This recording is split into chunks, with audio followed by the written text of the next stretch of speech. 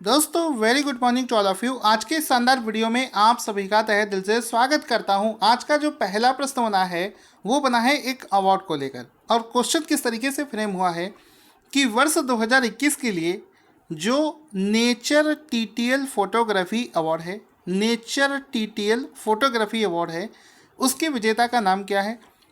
तो यहाँ पर इसका देखो राइट आंसर क्या हो जाएगा। ऑप्शन नंबर ए थॉमस विजयन इसका राइट आंसर हो जाएगा। तो यहाँ पर दोस्तों बहुत अच्छे से देख लेना, थॉमस विजयन नाम के एक व्यक्ति को फोटोग्राफी को एक अवार्ड है, इंटरनेशनल अवार्ड है, जिसका नाम है नेचर टीटीएल अवार्ड। तो हिंदी में देख लो नेचर टीटीएल फोटोग्राफी अवार्ड, जो कि हाल ही में थॉमस विजयन को दिया गया है। ऑप्शन नंबर ए इसका राइट आंसर हो जाएगा। अब दोस्तों चूंकि ये फोटोग्राफी का अवार्ड है तो डेफिनेटली बात ये ट्रू है कि कोई ना कोई ऐसी फ़ोटो होगी जिसको लेकर उनको ये अवार्ड दिया गया है। तो यहाँ पर दोस्तों आप देख सकते हैं ये वो फ़ोटो है। इसमें आप देख सकते हैं एक वनमानुष है, एप है, जो कि एक पेड़ पे ऊपर से नीचे की तरफ आ रहा है। जैसा कि आप देख पा रहे होंगे ये पेड़ का ऊपरी हिस्सा है और ये पेड़ से उसी पेड़ से नीचे की तरफ आ रहा है। और ऐसा माना जाता है कि इस फोटोग्राफर को 2 से 3 घंटे इस पेड़ के चारों तरफ पानी भरा हुआ है, और उस पानी में 2 से 3 घंटे जब वो खड़ा रहा, वेट करता रहा, उसके बाद में वो इस तरीके की फ़ोटो को ले पाया है।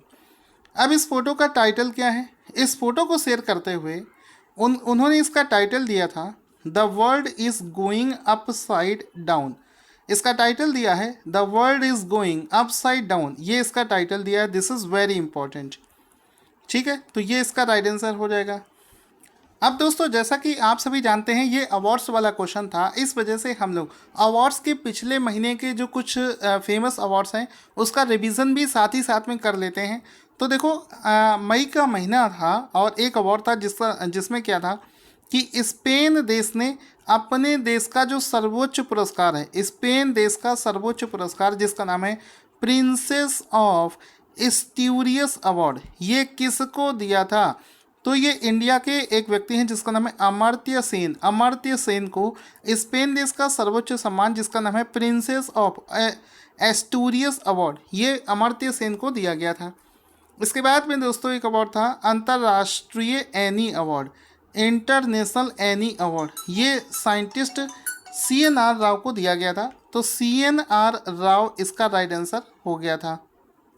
फिर एक दोस्तों अवार्ड था जिसका नाम था NBA के छठे man of the year, NBA 6th man of the year किसे दिया गया था, जॉर्डन क्लार्कसन को दिया गया था। ठीक है, इसके अलावा एक अवार्ड है जिसका नाम है गोल्डी स्टीवी अवार्ड 2021। तो gold Stevie award spice health नाम से एक ऑर्गेनाइजेशन को दिया गया था। हाल ही में वर्ल्ड का सबसे लार्जेस्ट प्रोग्रामिंग कंपटीशन जो हुआ है उसके लिए जो गिनीज वर्ल्ड ऑफ रिकॉर्ड है ये TCS कंपनी को दिया गया था। इसके बाद में ये एक आ जाता है टेक्नोलॉजी डेवलपमेंट बोर्ड TDB के द्वारा नेशनल अवार्ड 2021 जो है ब्रीथ अप्लाइड साइंसेस नाम की एक ऑर्गेनाइजेशन को दिया गया था। इसके अलावा एक अवार्ड है एटियन ग्लिचेस पुरस्कार 2021, हॉकी इंडिया को दिया गया है। भारत जैव विविधता पुरस्कार 2021, इंडिया बायोडाइवर्सिटी अवार्ड 2021 साजी एनम को दिया गया है। इसके बाद में दोस्तों आता है वर्ष 2021 का टेम्पलेटन प्राइज़ जो है ये जेन गुडॉल को दिया गया है। नाम याद रखते हुए चलना। अब आप सोचोगे सर ये कैसे आप पढ़ा रहे हो, ये सारी चीज़ें बेटा जैसा पढ़ा रहा हूँ वैसा ही एग्ज़ाम में पूछा जाएगा। एक जगह आपको सारी इंपॉर्टेंट चीज़ें कोई भी नहीं देगा। ये गोल्ड है जो कंटेंट आप पढ़ रहे हो, बहुत सॉलिड कंटेंट है। अंतर्राष्ट्रीय डबलिन साहित्य पुरस्कार ये दिया गया है वैलेरिया लुइस एली को। अंतर्राष्ट्रीय डबलिन साहित्य पुरस्कार वैलेरिया लुइस एली को दिया गया है। World choreography award 2020 Suresh Mukund को दिया गया है। वर्ल्ड कोरियोग्राफी अवार्ड 2020 पहली बार किसी इंडियन कोरियोग्राफर को दिया गया है, उनका नाम है Suresh Mukund. International invincible gold medal doctor Ramesh Pokhriyal Nishank को दिया गया है। दोस्तों वापस से आ जाते हैं हम अपने ओरिजिनल वीडियो पर, जिसमें हम पहला क्वेश्चन कर चुके थे। आगे बढ़ने से पहले दोस्तों आपसे बोलना चाहूँगा कि हमारा जो मंथली करंट अफेयर्स का पीडीएफ होता है वो लॉन्च कर दिया गया है। जो पिछला महीना है मई, उसका पीडीएफ सब अभी मैंने लॉन्च कर दिया है। आपको पता है बहुत ही शानदार तरीके से तैयार होता है। जितने भी क्वेश्चन है सबको एक्सप्लेन करके फ़ोटो के साथ में, और शॉर्टकट में रिवीजन करने के लिए एक लिस्ट फॉर्मेट भी दे रखा है। तो अगर आप मई महीने का मंथली पीडीएफ परचेज करना चाहते हैं तो लिंक वीडियो के डिस्क्रिप्शन बॉक्स में आपको मिलेगा। क्वेश्चन बनेगा कि हाल ही में यूनाइटेड नेशंस के द्वारा किस वर्ष को international year of artisanal fisheries and aquaculture घोषित कर दिया गया है? तो आंसर हो जाएगा वर्ष 2022 को ऐसा दिवस घोषित किया गया है। ऑप्शन नंबर ए इसका राइट आंसर हो जाएगा। यहाँ पर एक फ़ोटो देख सकते हैं, लिखा है the international year of artisanal fisheries and aquatic culture. ये वर्ष 2022 को ये दिवस घोषित किया गया है। ऑप्शन देकर इसको टिक कर देना है। इस दिवस को 2022 को ये ईयर घोषित करने के पीछे का उद्देश्य ये है कि इसमें छोटे पैमाने पर जो मछुआरे हैं, महिलाओं द्वारा और महिलाएं जो मछुआरे का काम करती हैं, उन पर ध्यान केंद्रित करने के लिए, छोटे मोटे व्यवसाय को बढ़ाने के लिए, जो फिश इंडस्ट्री से रिलेटेड हैं उनको मोटिवेट करने के लिए इस ईयर को घोषित किया गया है। दोस्तों अगले क्वेश्चन पर चलने से पहले आपको बताना चाहूँगा कि अभी सरकार क्या कर रही है कि जो पेट्रोल हम लोग यूज़ कर रहे हैं अपनी बाइक के लिए, जो ईंधन हम लोग यूज़ करते हैं, उसका और एक स्वच्छ ईंधन अभी इस समय मार्केट में आने वाला है। उसमें क्या होगा, एथेनॉल की क्वांटिटी कुछ ज़्यादा होगी। क्योंकि जो एथेनॉल मिला हुआ जो पेट्रोल ईंधन होता है वो पर्यावरण के लिए कम नुकसानदायक होता है। तो क्वेश्चन क्या बनेगा कि विश्व पर्यावरण दिवस के अवसर पर प्रधानमंत्री मोदी जी ने किस शहर में एक पायलट परियोजना के तहत 3 E100 एथेनॉल वितरण सेंटर, E100, ई से मतलब ethanol, E100 ethanol dispensing stations का शुभारंभ किया है? तो आंसर हो जाएगा पुणे। पुणे ऑप्शन नंबर 20 का राइट आंसर हो जाएगा। हाल ही में प्रधानमंत्री मोदी जी ने, जैसा कि मैंने आपको बताया था कि एथेनॉल मिला हुआ पेट्रोल पर्यावरण के लिए बहुत अच्छा होता है, तो प्रधानमंत्री मोदी ने एक वर्चुअल इवेंट के माध्यम से 3 ऐसे एथेनॉल प्रोक्योरमेंट सेंटर्स को स्थापित किया है, और ये तीनों सेंटर ही पुणे सिटी में खोले गए हैं। Option number A option number B Pune इसका राइट आंसर हो जाएगा। यहाँ पर ए लिखा है, इसको करेक्शन करके बी कर लेते हैं, तो पुणे इसका राइट आंसर हो जाएगा। अब इसी एथेनॉल से जुड़ा हुआ अगला प्रश्न है कि भारत सरकार ने सभी तेल कंपनियों के लिए 1 अप्रैल 2023 से कितने प्रतिशत एथेनॉल मिश्रित पेट्रोल को बेचना अनिवार्य कर दिया है? यानी कि सरकार चाहती है एथेनॉल मिला हुआ पेट्रोल आप बेचें, तो इसका जो परसेंटेज है वो डिसाइड किया गया है 20%। ऑप्शन नंबर 20 का राइट आंसर हो जाएगा कि 20% जो है एथेनॉल आपको मिक्स करके बेचना है, यानी कि पेट्रोल प्लस इसमें जो एथेनॉल की क्वांटिटी है ये कम से कम 20% होनी चाहिए, 20% होनी चाहिए मैक्सिमम।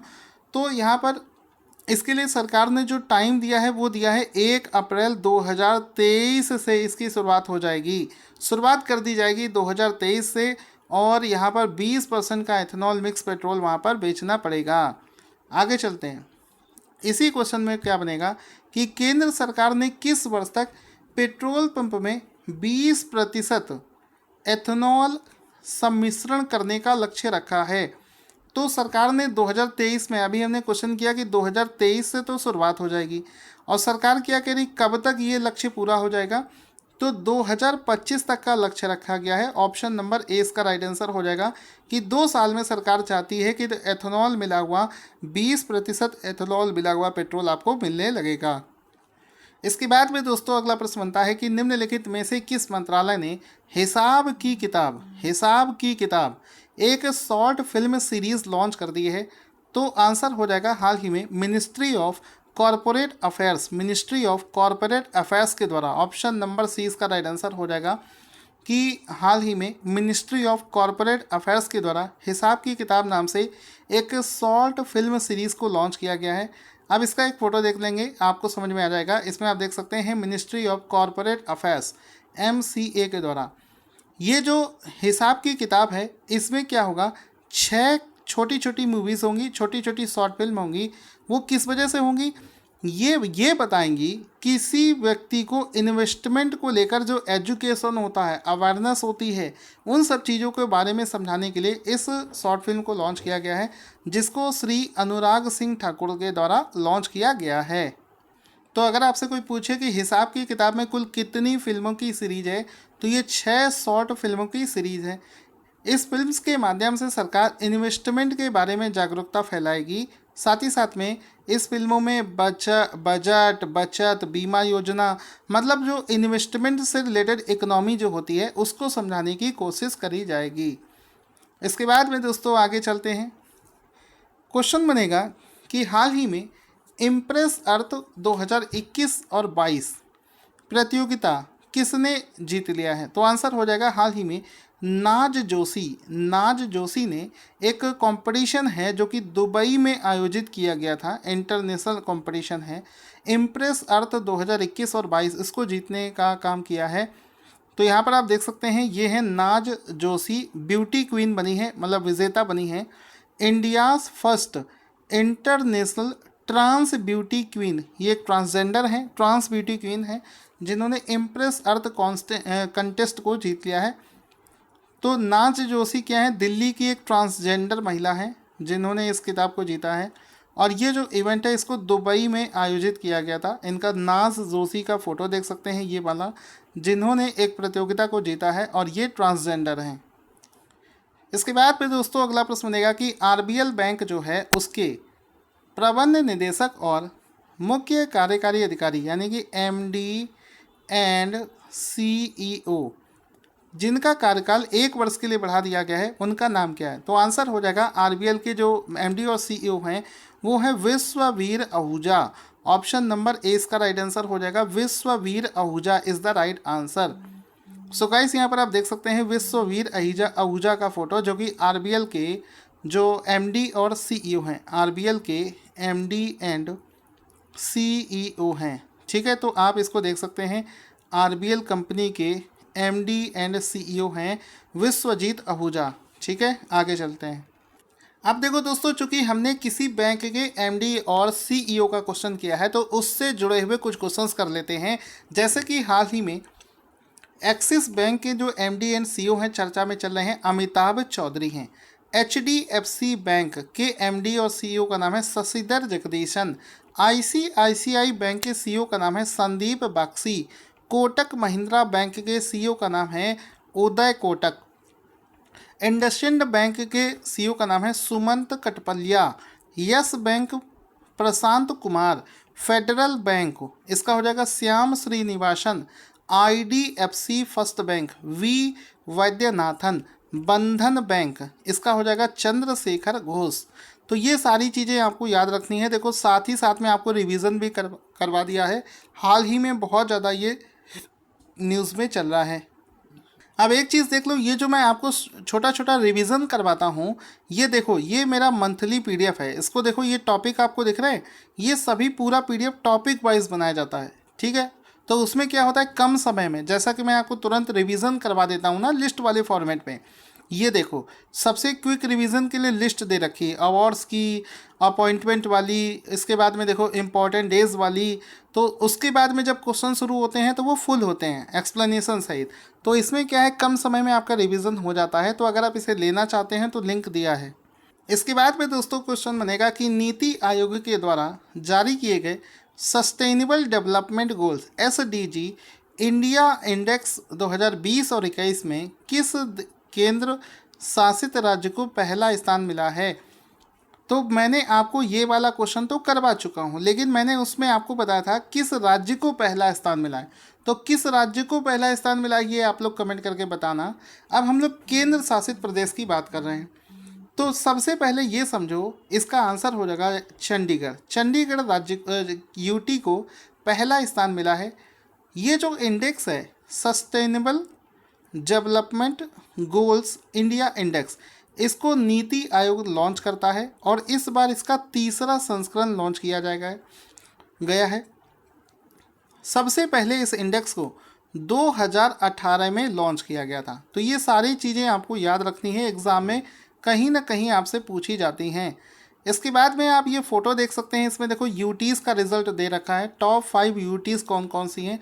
चंडीगढ़ पहले स्थान पर है, पुदुचेरी दूसरे, दादरा एंड नागर हवेली तीसरे, लक्षद्वीप, दिल्ली हैं। और यहाँ पर देखो टॉप के स्टेट्स, मैंने आपसे पूछा था, पता नहीं किसने बता पाया कि नहीं।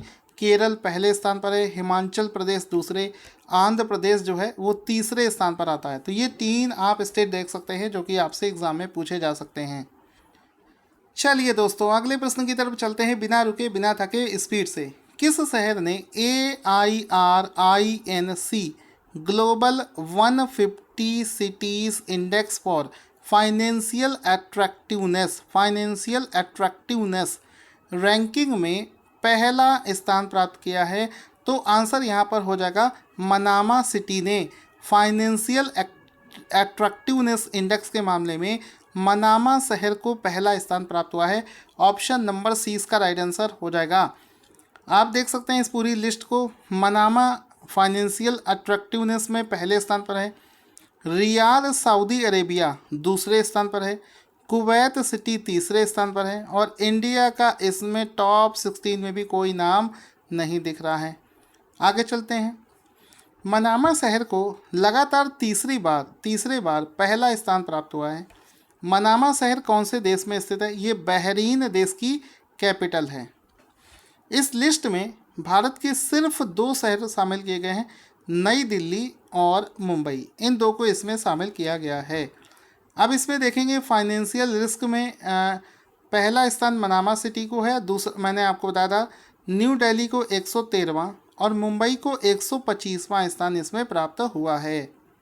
दोस्तों, आज का क्वेश्चन जिसका आंसर आपको देना है स्क्रीन पर दिख रहा है। साथ ही साथ मैं आपसे बोलना चाहूँगा दोस्तों, समझिए बहुत गर्मी का मौसम चल रहा है, बहुत मेहनत से गर्मी में बैठकर इस वीडियो को बनाया जाता है। इस वजह से आप लोगों से रिक्वेस्ट है, जितना हो सके इस वीडियो को शेयर करना ना भूलें।